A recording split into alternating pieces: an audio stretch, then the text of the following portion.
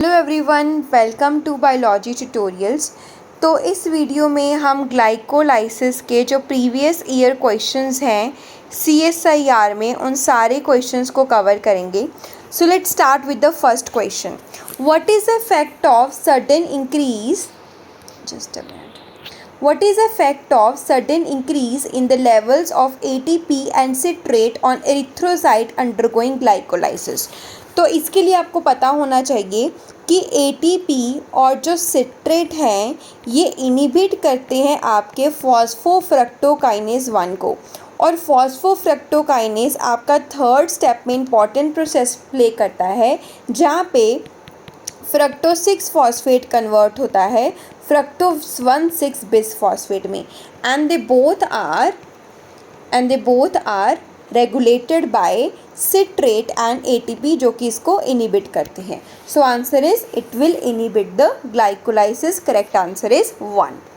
Second question में देखिए, फॉस्फोफ्रक्टोकाइनेज catalyzes one of the regulatory step in glycolysis. Which one of the following metabolic changes leads to activation of phosphofructokinase? अब देखिए, तो फॉस्फोफ्रक्टोकाइनेज के अगर आप एक्टिवेटर्स के नाम पूछें, so this is activated by fructose 6 phosphate AMP and fructose 2,6 bisphosphate. So these three are positive regulator of phosphofructokinase, और फॉस्फो और citrate and ATP they are the negative regulator. ठीक है, तो इसमें आपके यहीं से दो क्वेश्चंस आपके सीधे सीधे आए हुए हैं नेट में। Let's go to the next questions. तो अगले क्वेश्चन की तरफ चलते हैं। Here it is. तो यहाँ पे देखिए, पहले क्वेश्चन से शुरू करते हैं।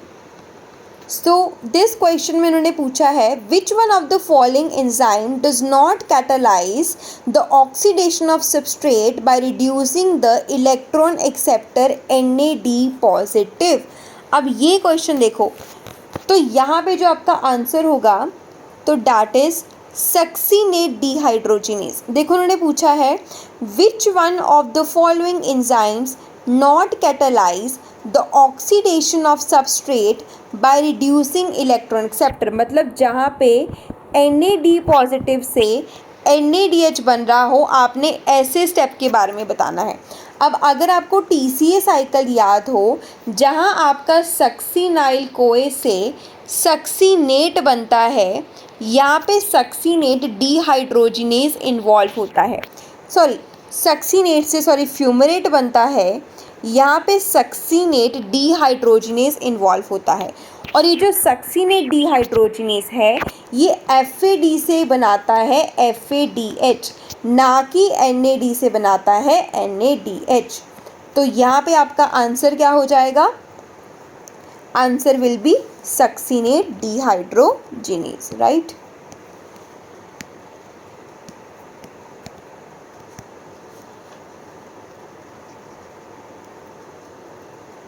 Okay, so let's move on to the next part. तो नेक्स्ट हमारे पास है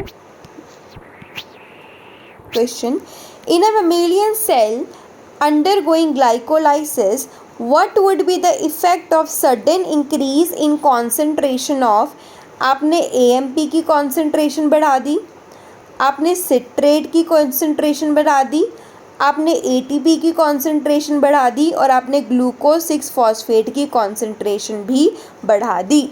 अब देखिए, तो सबसे पहले उन्होंने A स्टेटमेंट दी है कि अगर ATP का लेवल इंक्रीज़ हो जाएगा तो ग्लाइकोलाइसिस इनिबिट हो जाएगी। बिल्कुल सही बात की।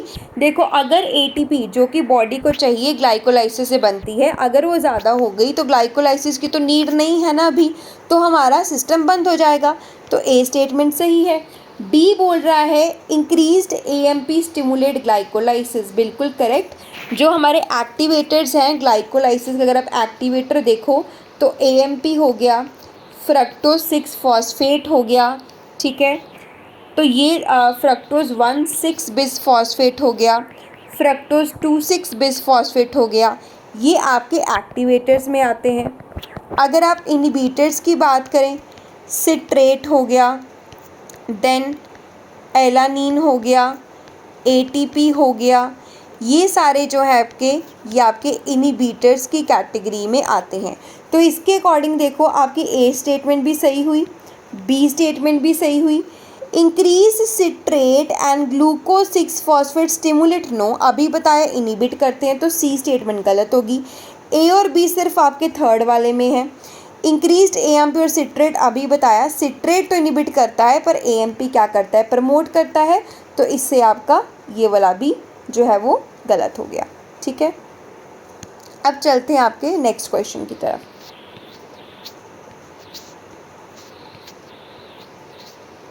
So next question is, given below are statements that may or may not be correct. Fructose 2,6-bisphosphate is an allosteric inhibitor, जी नहीं, अभी बताया 2,6-bisphosphate हमारी किस कैटेगरी में आता है, एक्टिवेटर की कैटेगरी में आता है।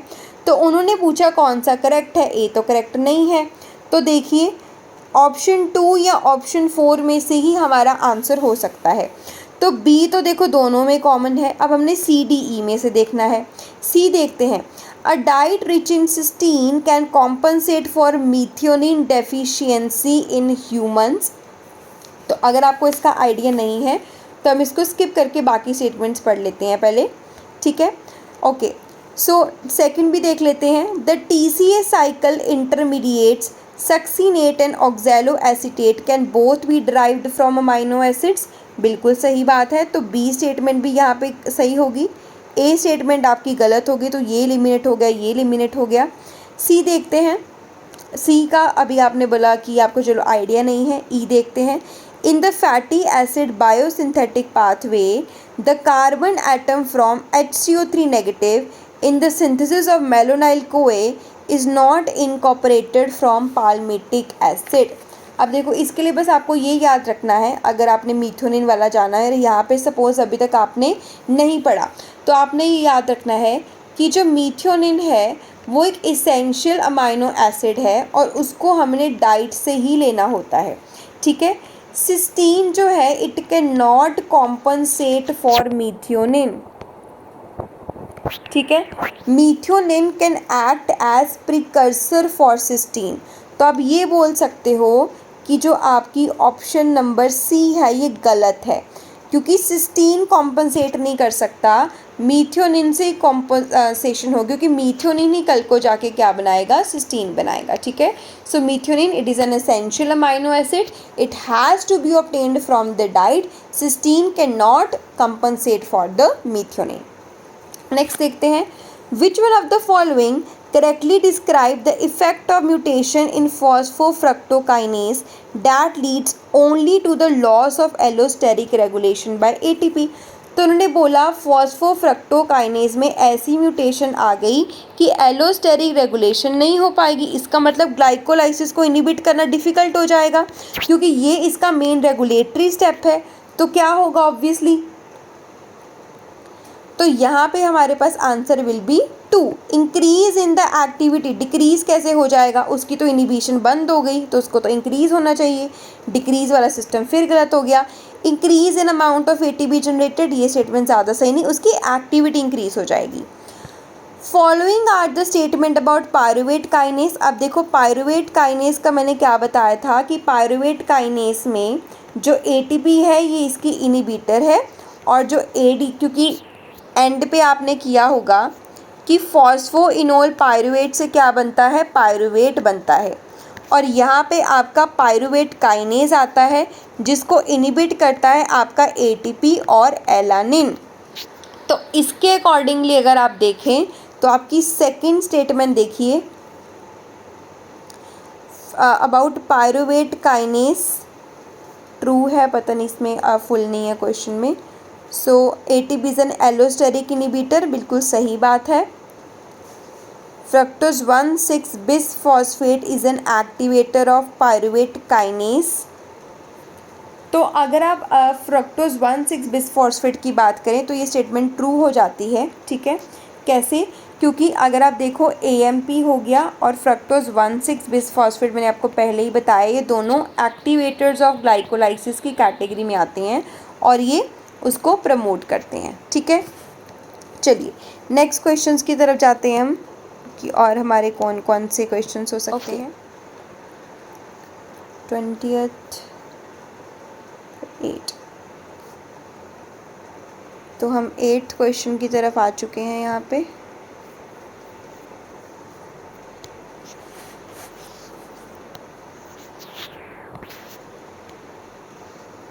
Okay, so let's focus on question number 8th, this one question. तो देखो क्वेश्चन नंबर 8 हमें क्या बोल रहा है कि which of the following enzymes which of the following enzymes here in erythrocytes help bypass the first step of ATP formation in glycolysis। तो देखिए first step of ATP formation में हमारा कौन सा स्टेप आता है? First step of ATP formation, तो glyceraldehyde 3 phosphate से आपके पास बनता होता है 1,3-बिसफॉस्फोग्लिसरेट। ठीक है, ये ऑक्सीडेशन का स्टेप होता है और यहाँ पे आपके पास 2 मॉलिक्यूल्स बनते हैं ATP के। ठीक है, और अगर आप अर्सनेट की बात करें तो अर्सनेट यहाँ पे इसका जो स्टेप है इसको बाईपास कर देता है। तो यहाँ पे आपने बताना है विच one of the following enzyme in erythrocyte help bypass. तो यहाँ पे बिसफॉस्फोग्लिसरेट जो म्यूटेस है that is your answer here. ठीक है, तो ये जो साइकिल होता है इसके बारे में हम थोड़ा सा डिस्कस कर लेते हैं, इस साइकिल के बारे में। यहाँ पे आपने याद रखना है रैपापोर्ट cycle, रैपापोर्ट you can say ल्यूबरिंग रैपापोर्ट pathway. तो ल्यूबिड रैपापोर्ट पाथवे में आपके पास 2,3-BPG बनता होता है। 2,3-BPG क्या करता है, अगर आपको याद हो तो अगर आप पहाड़ों वगैरह पे जाते हो तो वहाँ पे हीमोग्लोबिन से ऑक्सीजन को छुटकारा चाहिए होता है, क्योंकि आपकी बॉडी को ऑक्सीजन की ज़्यादा मात्रा चाहिए होती है। तो वहाँ पे 2,3-BPG का अमाउंट बढ़ जाता है। ये 2,3-BPG HB से जो ऑक्सीजन है इसको अलग करने का काम करती है। ठीक है, और इस प्रोसेस में क्या होता है कि जैसे कि ग्लिसरल्डिहाइड 3 फॉस्फेट है, इससे आपका 1,3-बिसफॉस्फेट बनना था, लेकिन इसकी जगह पे यहाँ पे बनता है 2,3-बिसफॉस्फेट। और यहाँ पे जो ATP का प्रोसेस है ये आपका नहीं हो पाता, यहाँ पे ATP नहीं हो पाती क्योंकि ये आपका इस तरह से स्टेप आ जाता है। और यहाँ पे जो आपका एंजाइम साथ देता है दैट इज़ बिसफॉस्फोग्लिसरेट म्यूटेस, जो कि यहाँ पे ऐसे बनता है, फिर यहाँ पे ऐसे बनता है। तो यहाँ पे म्यूटेस की एक्टिविटी होती है, यहाँ पे फॉस्फेटेस की एक्टिविटी होती है, तो उससे ये लिंक्ड है।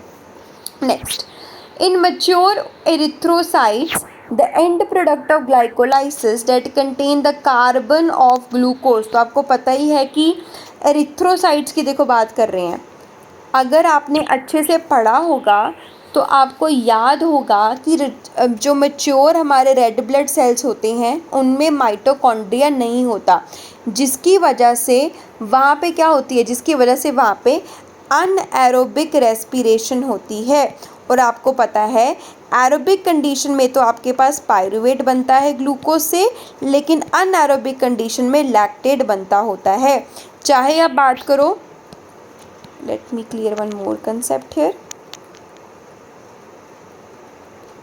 अब चाहे आप यहाँ पे बात करो RBCs की, चाहे आप बात करो मसल्स की जो कि एक्सेस टेंशन में होते हैं। ठीक है, तो इन सभी में क्या होता है कि इनके पास क्योंकि एरोबिक मेटाबॉलिज्म की मशीनरी नहीं है, माइटोकॉन्ड्रिया नहीं है, तो यहाँ पे अनारोबिक रेस्पिरेशन चलती है। ठीक है, और ये जो पायरुवेट है यहाँ पे ये कन्वर्ट, पायरुवेट बनने की जगह पे क्या बनता है, यहाँ पे लैक्टेट बनता है। ठीक है, so the conversion you can say the pyruvate generated from glycolysis it is converted into lactate। और ये लैक्टेट में कैसे कन्वर्ट होता है, बाय लैक्टेट डिहाइड्रोजिनेस, जो कि आपका दोबारा से NAD पॉजिटिव को भी रीजनरेट करता है, which is required for continuation of your glycolysis. ठीक है, तो मेनली हमारे पास क्या हुआ कि क्योंकि मैच्योर RBCs के पास माइटोकॉन्ड्रिया नहीं है, जो कि एरोबिक मेटाबॉलिज्म के लिए, जैसे कि सिट्रिक एसिड साइकिल हो गया, ऑक्सीडेटिव आपका फॉस्फोराइलेशन हो गया, इसके लिए आगे ग्लाइकोलाइसिस के आगे प्रोसेस नहीं जा सकता होता, तो इसकी वजह से पायरुवेट जो ग्लाइकोलाइसिस से जनरेटेड होता है उसको कन्वर्ट किया जाता है लैक्टेट में बाय एलडीएच, जिसमें एनएडी पॉजिटिव की रीजनरेशन होती है और ग्लाइकोलाइसिस फिर से क्या है, चलती रहती है। ठीक है, ताकि उसमें सफिशिएंट अमाउंट ऑफ एटीपी चलती रहे। ओके, सो इसका आंसर हमारे पास क्या हुआ? The answer of your question is, कौन सा चला गया? Yes, immature, that is your lactate, answer 4। Next, in yeast under anaerobic condition. अब ईस्ट में देखो, अनारोबिक कंडीशन में क्या बनता है? फर्मेंटेशन होती है, इथेनॉल बनता होता है। Pyruvate is fermented to ethanol through 2 steps. पहले पायरुवेट से बनता है एसिटल्डिहाइड डीकार्बोक्सिलेशन में, and NADH mediator reduction is, फिर उसके बाद रिडक्शन होती है एसिटल्डिहाइड की इथेनॉल में। The mammalian liver also expresses alcohol dehydrogenase, जैसे कि लीवर में एसिटल्डिहाइड डीहाइड्रोजिनेज होता है और दूसरा हमारा होता है। From the option below choose one that best explain the physiological significance of LADH in the absence of fermentation in the liver। तो इस क्वेश्चन में ये क्या हमारे पास बता रहे हैं? They are talking about alcohol dehydrogenase, और यहाँ पे लीवर एल्कोहल डीहाइड्रोजिनेज की बात हो रही है, जो कि क्या करता है? That catalyse the conversion of alcohol. जैसे कि अगर आप इथेनॉल की बात करें, इसको इसके कॉरेस्पॉन्डिंग एल्डिहाइड या फिर कीटोन में क्या करता होता है? रिड्यूस करता होता है। ठीक है, तो इसकी कन्वर्जन करवाता है आपकी इथेनॉल की, एल्कोहल की, इनटू इट्स रिस्पेक्टिव एल्डिहाइड और कीटोन में कन्वर्जन करवाता है। ठीक है, और यहाँ पे जब इसकी कन्वर्जन होती है तो NAD पॉजिटिव से NADH बनता है। नाउ अब LADH का यहाँ पे रोल क्या हो गया? ये हमारा हो गया कि यहाँ पे ये मेनली मेटाबोलाइज करता है, किसको मेटाबोलाइज करता है? इथेनॉल को मेटाबोलाइज करता है। ठीक है, so it is related to metabolism of alcohol. तो यहाँ पे ऑप्शंस पढ़ते हैं। पहली ऑप्शन है, the direction of LADH reaction varies with the relative concentration of acetaldehyde and ethanol. In addition, the enzyme metabolites the alcohol produced by intestine microflora anaerobically. NAD positive produced by LADH drives glycolysis in the liver. Mammalian LADH convert pyruvate to lactate and the NAD thus drives glycolysis. This is mammalian LADH convert pyruvate to lactate and the NAD drives glycolysis. Mammalian LADH has non-metabolic moonlighting function। तो इसमें आपका option first जो है that will be the correct option, because the direction of your LADH it is dependent upon the concentration of ethanol and acetaldehyde। मतलब अगर आपकी ethanol की concentration ज़्यादा है, ठीक है, so if the concentration of ethanol is high, the reaction will proceed to the formation of acetaldehyde. ठीक है, तो which is a common characteristic of reversible enzymatic reaction, क्योंकि आपने पता ही है कि पहले क्या बनेगा, हमने अभी देखा पायरुवेट से बनेगा एसिटल्डिहाइड, एसिटल्डिहाइड से क्या बनेगा? इथेनॉल। तो अगर इथेनॉल की कॉन्सेंट्रेशन ज़्यादा है, यहाँ पे रिवर्सिबली क्या बना देगा? एसिटल्डिहाइड। ठीक है, और तो अब यहाँ पे फॉर्मेशन ऑफ एसिटल्डिहाइड और क्या बना देगा? NADH। कन्वर्सली अगर एसिटल्डिहाइड की कॉन्सेंट्रेशन ज़्यादा है, ये आगे को प्रोसीड करेगी और ये बना देगी NAD पॉजिटिव। ठीक है, अब उसके अलावा तो मेन आपका यही रोल है कि लीवर में जो आपका LADH होता है वो अल्कोहल्स को मेटाबोलाइज करता है, जो कि इंटेस्टाइनल फ्लोरा प्रोड्यूस करते हैं अंडर एनारोबिक कंडीशन। ये जो आपकी इथेनॉल प्रोड्यूस होती हैं, अल्कोहल प्रोड्यूस होती हैं, they can be absorbed into the bloodstream and transported to the liver where they are metabolised by your liver aldehyde dehydrogenase. ठीक है, अब देखो ऑप्शन 3 देखते हैं क्यों गलत है। LADH convert pyruvate to lactate and the NAD thus generated drive glycolysis. नहीं, जो LADH है ये आपका पायरुवेट को किस में कन्वर्ट करता है, पायरुवेट को कन्वर्ट करता है ये आपका एसिटल्डिहाइड से इथेनॉल में। ये जो रिएक्शन है पायरुवेट टू लैक्टेट वाली, ये आपकी अनारोबिक होती है कहाँ पे, एरिथ्रोसाइट में। ठीक है, और ये आपका लैक्टेट डिहाइड्रोजिनेस करता है, ना कि एल्डिहाइड डिहाइड्रोजिनेस। फोर्थ ऑप्शन देखो, mammalian LADH has non metabolic moon lightning function. Moon lightning का फंक्शन होता है डिस्टिंक्ट फंक्शन। ठीक है, तो ऐसा नहीं होता कि इसका नॉन मेटाबॉलिक रोल है, प्राइमरी फंक्शन इसका आपका मेटाबॉलिज्म ही है अल्कोहल्स का, तो ये ऑप्शन भी गलत हो जाती है। ठीक है, okay next. So 11th question is during glycolysis in plants alanine and related amino acid, देखो एलेनिन का अभी बताया, are directly produced from which one of the following precursors. तो three phosphoglycerate, phosphoenol pyruvate, pyruvate acetyl CoA. तो pyruvate देखो and product होता है आपका ग्लाइकोलाइसिस का, जिसको फर्दर आप डिफरेंट मॉलिक्यूल्स बना सकते हो, जिसमें एलेनिन भी वन ऑफ द मॉलिक्यूल है, इसीलिए एलेनिन इसका इनिबिटर की तरह भी काम करता है। तो पायरुवेट के ऊपर ट्रांसमाइनेज एंजाइम एक एक्ट करता है, जो कि इसको ट्रांसफ़र करता है अमाइनो ग्रुप अमाइनो एसिड से ग्लूटामेट से टू पायरुवेट, और पायरुवेट से आपका एलेनिन बनाने में वहाँ पे हेल्प हो जाती है।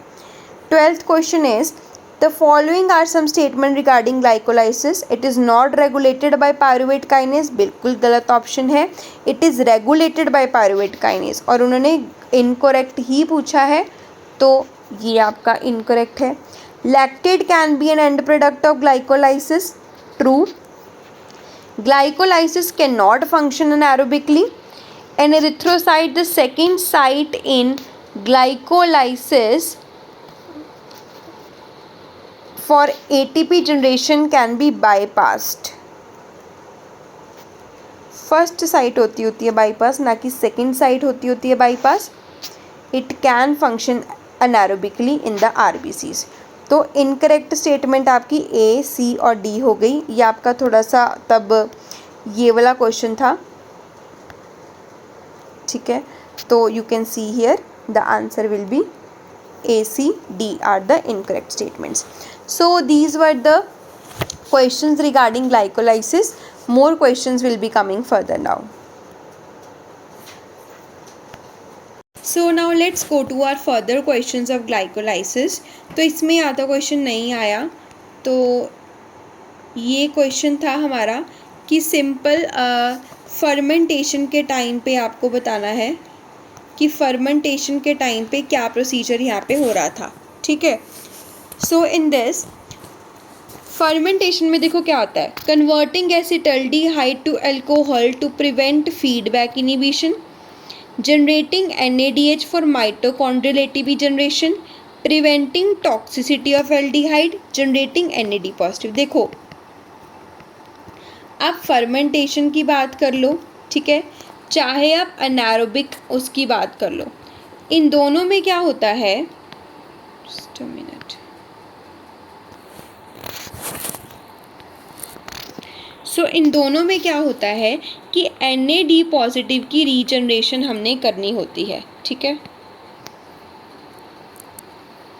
So in both of them NAD positive और NAD पॉजिटिव की रीजनरेशन होती है कैसे, अगर आप फर्मेंटेशन या फिर anaerobic in the loss of oxygen करवाते हो। ठीक है, next, the gradient of oxygen available to cells at, just a minute,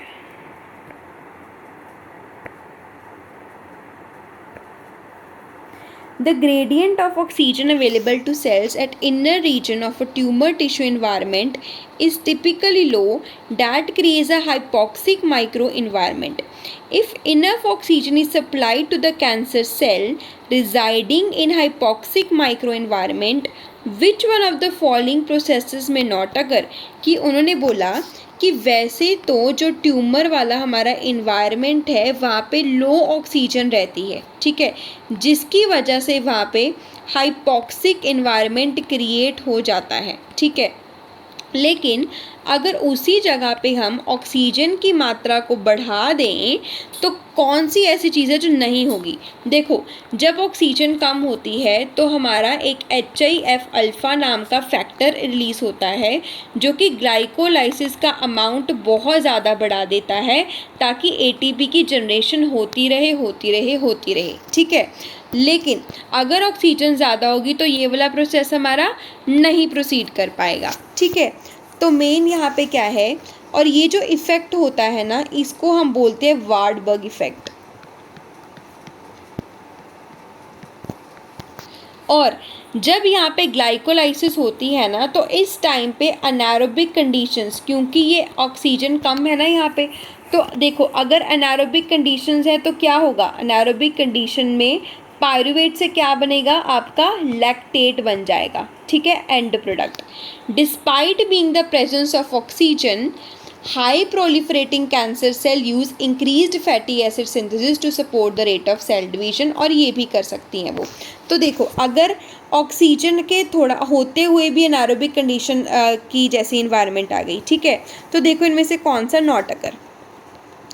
HIF alpha stable in the cells under hypoxic condition may undergo oxygen dependent hydroxylation, targeting it for ubiquitination and proteolysis by tumor suppressor protein VHL.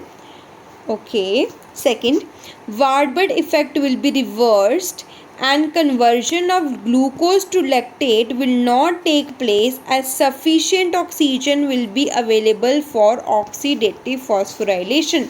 तो उन्होंने बोला है कि अगर cancer cell को आपने oxygen दे दी, इनमें से कौन सी चीज़ नहीं होगी। तो वार्डबर्ग इफेक्ट में हमने यही बोला था कि कैंसर सेल ग्लूकोज को मेटाबोलाइज करते हैं जिसकी वजह से लैक्टेट प्रोड्यूस होता है, लेकिन ऑक्सीजन की प्रेजेंस है, इसके अलावा भी ये यही इफ़ेक्ट करेंगे। क्यों? क्योंकि ग्लाइकोलाइसिस एक तो कम टाइम कंज्यूमिंग है, अगर इनको जल्दी ATP चाहिए तो इनको ग्लाइकोलाइसिस पे डिपेंडेंट रहना पड़ता है, तो इसीलिए ऐसा कुछ नहीं होगा कि वार्डबर्ग इफेक्ट रिवर्स हो जाएगा। So this statement is wrong.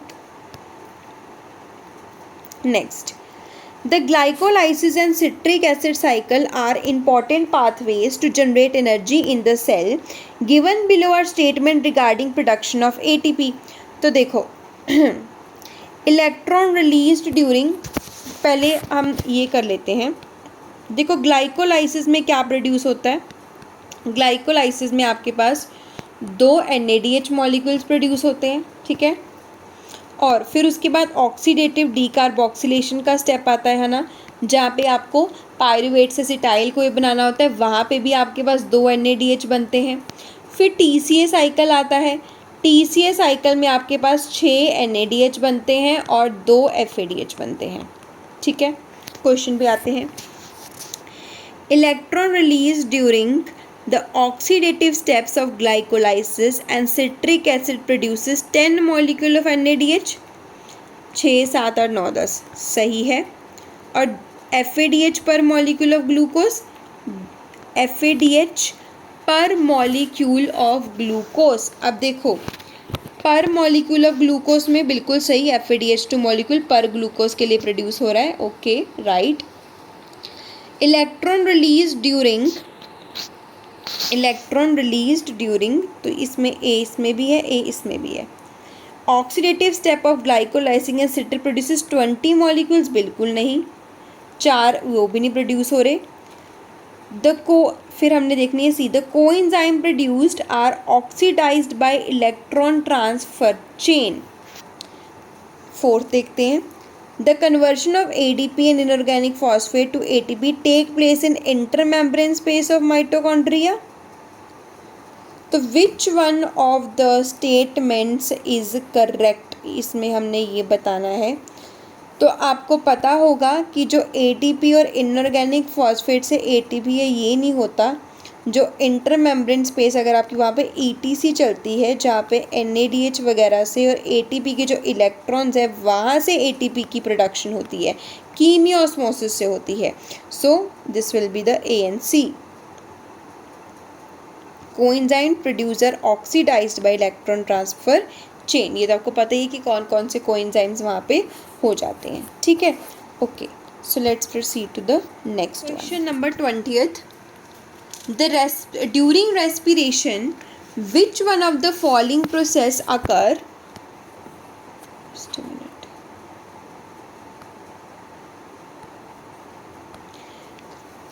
so during respiration which one of the following processes occur only inside mitochondria and not cytoplasm। देखो सीधी सी बात है, सीधा सीधा क्वेश्चन है। सिट्रिक एसिड साइकिल और ऑक्सीडेटिव फॉस्फोरिलेशन आपके माइटोकॉन्ड्रिया में होते हैं, ग्लाइकोलाइसिस आपकी साइटोसोल में होती है, ठीक है, साइटोप्लाज्म में होती है, ठीक है।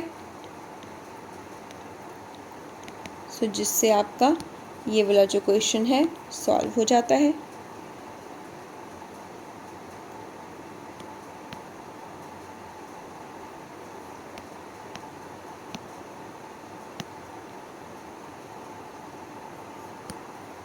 सॉरी, कुछ और ही हो गया मेरे से, आगे चलते हैं, ठीक है।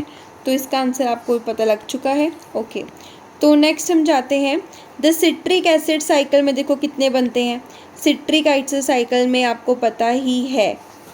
तो एट द एंड हमने कितने बताने हैं, 3 NADH बनते हैं, 1 FADH बनता है और 1 GTP बनता होता है, ठीक है। तो ये हमारा प्रोसेस होता है सिट्रिक एसिड साइकिल में कि अगर यहाँ पे इफ़ 1 एसिटाइल कोए एंटर करेगा तो 1 एसिटाइल कोए के पीछे आपको 3 NADH मिलते हैं, 1 FADH मिलता है और 1 GTP मिलता है। 2 एंटर करेंगे तो 6 NADH आपको मिलेगा, ठीक है। Okay, next question. Pyruvate generated by glycolysis is converted to acetyl coenzyme A which is metabolized by citric acid cycle generating energy rich molecule। Right combination बताने हैं कि कितने बने एक एसिटाइल को ऐसे, सिंपल सी बात है, 3 NADH, 1 FADH और 1 ATP। Correct answer is 2। Energy rich molecules produced in TCA cycle are same. देखो वही 3 NADH, 1 GTP और एक आपके पास FADH2, ये भी आपके पास सेम क्वेश्चन आ गया। नेक्स्ट चलते हैं हम क्वेश्चन की तरफ। ये हमने क्वेश्चन कर लिए, अब है हमारे पास ये क्वेश्चन भी हो गए, 10th क्वेश्चन भी हो गया। Okay, so let's go to question number 16th। तो 16th क्वेश्चन हमारा भी रहता है। ओके, तो 16th क्वेश्चन हमें बोल रहा है arsenate is chemically very similar to inorganic phosphate and could be used as an alternate substrate by phosphate requiring, just a minute। तो यहाँ पे पढ़िए कि आर्सेनेट की इन्होंने बात की है कि अगर आप आर्सेनेट का स्ट्रक्चर देखें तो वो सिमिलर होता है फॉस्फेट से, ठीक है। तो वो सिमिलर होता है आपका फॉस्फेट से। When 1,3-bisphosphoglycerate is converted to 3-phosphoglycerate ATP is generated. However, लेकिन जब 1-arsino-3-phosphoglycerate होते हैं इज कन्वर्टेड टू 3-phosphoglycerate तो वहाँ पे ATP नहीं बनती। अब इसका आपने रीज़न बताना है। तो इसका रीज़न सिंपली हमारे पास रहता है कि जो आपका 3-phosphoglyceraldehyde है, ठीक है, इससे आपका 1,3-bisphosphoglycerate बनता है जिससे 3-phosphoglycerate सबस्ट्रेट लेवल फॉस्फोरिलेशन होती थी और आपके पास ATP बनता था, ठीक है। सेम अगर मैं अर्सिनेट इसमें डाल दूं तो यहाँ पे 1 अर्सिनो वाला प्रोडक्ट बनेगा, लेकिन ATP नहीं बनेगा, लेकिन 3PG बनेगा। जो आर्सेनिक का कंपाउंड होता है वो वीक इंट्रैक्शन शो करता है और बहुत ही जल्दी रिलीज़ हो जाता है, जिसकी वजह से ATP नहीं बना पाता, ठीक है। और ये बहुत ही अनस्टेबल कंपाउंड होता है और जो आगे डिसोसिएट भी कर जाता है बहुत ज़्यादा फास्ट तरीके से। तो अगर आप इसका आंसर पूछें तो three phosphoglycerate is formed non enzymatically due to rapid hydrolysis of the bond between arsenate and carboxyl group, कि ये कंपाउंड इतना ज़्यादा अनस्टेबल होता है कि इसकी रैपिड हाइड्रोलाइसिस हो जाती है और ATP बनने का मौका मिलता ही नहीं है, ठीक है। Okay, next, what are A, B and C in the following reaction. तो देखो पहले हम करते हैं, यहाँ पे आते हैं। ग्लूकोज से बना ग्लूकोज 6-फॉस्फेट, फ्रक्टोज 6-फॉस्फेट से देखो क्या बनेगा। तो यहाँ पे फ्रक्टोज 6-फॉस्फेट की अगर मैं बात करूँ तो फ्रक्टोज 6-फॉस्फेट से बनता है फ्रक्टोज 1,6-बिसफॉस्फेट, फिर बनता है एंड पे पायरुवेट, राइट। तो देखो पायरुवेट यहाँ पे है सिर्फ, तो ग्लूकोनेट से बनेगा राइबोस, 1-फॉस्फेट से बनेगा आपका ग्लाइकोजन, ठीक है। चलिए फिर नेक्स्ट हमारा 18th क्वेश्चन आता है। 18th क्वेश्चन बोल रहा है विच one of the following is not a part of PDH complex. PDH complex अगर आपको पता हो कि जब आपका पायरुवेट बनता है ग्लाइकोलाइसिस के एंड पे, फिर एक लिंकेज स्टेप आता है जहाँ पे उसकी ऑक्सीडेटिव डीकार्बोक्सिलेशन होती है और 2 एसिटाइल कोए बनते हैं, और इस टाइम पे आपके पास ये जो कॉम्प्लेक्स यहाँ पे आता है that is PDH complex.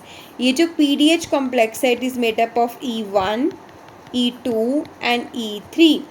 E1 का नाम होता है पायरुवेट डिहाइड्रोजिनेस, E2 का नाम होता है लिपोअमाइड ट्रांस एसिटाइलेस और इसका नाम होता है लिपोअमाइड डिहाइड्रोजिनेस।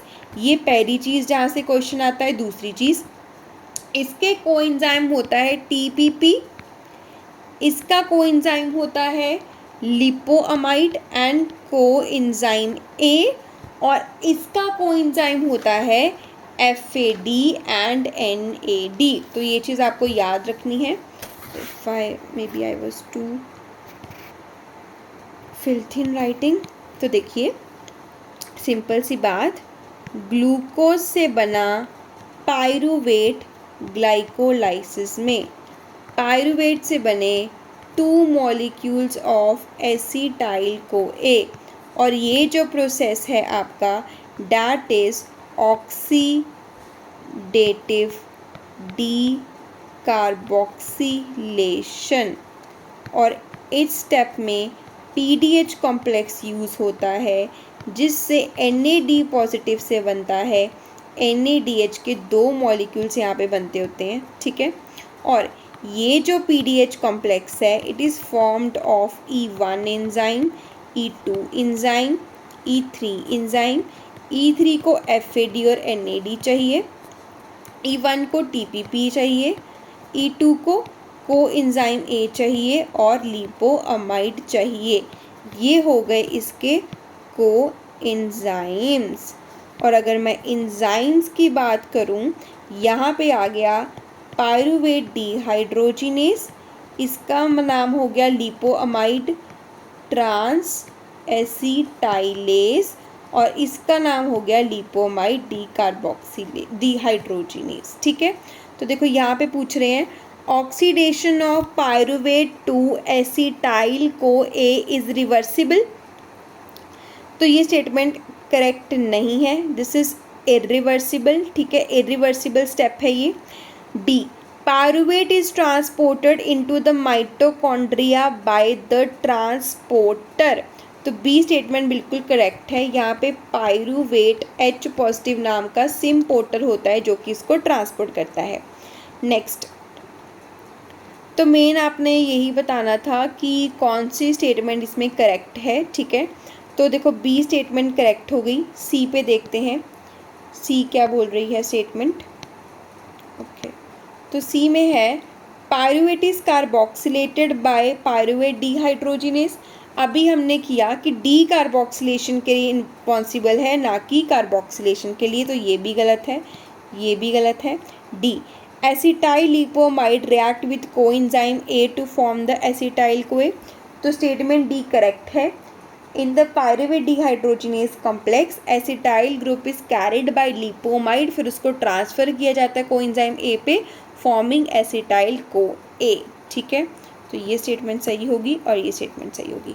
तो इसके साथ हमने ग्लाइकोलाइसिस के जितने भी क्वेश्चंस हैं वो हमने कर लिए। इसके अलावा जो आपको क्वेश्चन आ जाता है, तो जैसे कि क्वेश्चन आएगा कि ग्लाइकोलाइसिस आपकी कहाँ पे होती है, तो आपने याद रखना है कि ग्लाइकोलाइसिस साइटोप्लाज्म में होती है।